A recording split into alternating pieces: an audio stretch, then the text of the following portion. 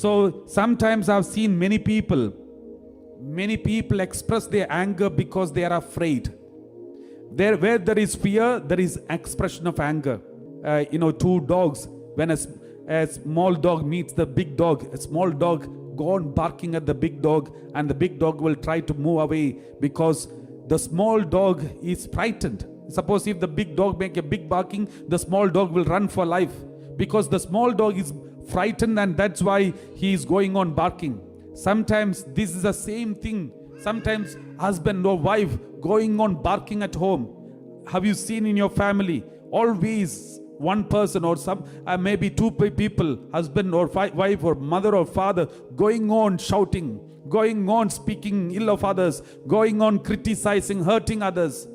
Why? Because they are frightened, they are hurt, they are wounded, and therefore they are reacting. My dear brothers and sisters, they are angry, they are hurt, and therefore they are reacting. So when you see somebody is reacting or shouting, going on arguments, it's a clear sign they feel insecure inside.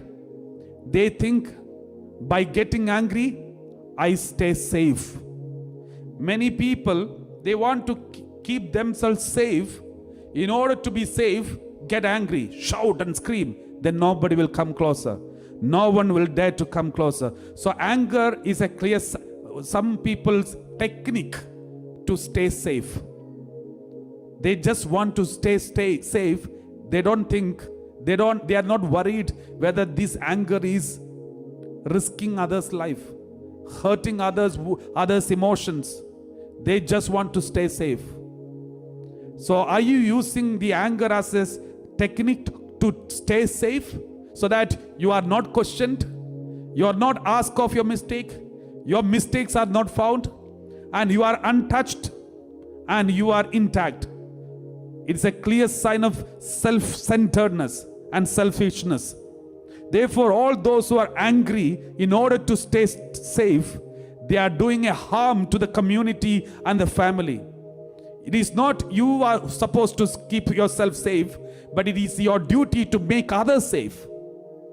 As a Christian, it is our duty to make others safe, our husband safe, our children safe, wives safe. But instead, many individuals, they are only concerned about themselves, and therefore they want to be safe. Therefore they shout at everyone and keep themselves safe. That is dangerous, my dear brothers and sisters. Let us behave selflessly. Let us sacrifice our selfishness. Let us live for others. Let us live for our family. Many people say, I'm ready to live for Christ. If I live for Christ. But at the same time, they are not ready to live for their husband for at least 1 hour. They are not ready to live for their wife at least for 1 hour. They are not ready to live for their parents and children and at least for 1 hour. They have their own comfort zones. They want their own enjoyments. They don't want anyone to infiltrate into their comfort zones. The moment their children comes and asks something, they are getting irritated, disturbed, and chase the children out. The moment wife come and say, just to want to speak to husband for some time, and then husband very angry because he's watching movie. He doesn't want to be disturbed. And this is very common in many family. No one has got time for the other. Husband, as soon as he comes back from home, comes back from the office, he is so tired. And wife, as soon as she comes back from the office, she is also tired. And now they have no time for the other. No time for the husband, no time for the wife, no time for the children, and they want their own time. And if anyone tries to infiltrate into their time, they get angry, they shout at everyone and keep themselves safe. My dear brothers and sisters, where is sacrifice in this family? Where is sacrifice in this relationship? You are working hard, that is for you. You are at home and not allowing anyone to contact you, not anyone to come closer to you, and keep yourself safe. That is also for you. That is also self-centeredness. Then where is sacrifice in the family? No wonder children are going for computer games. No wonder your wife is getting angry for everything. Your husband is getting angry for everything.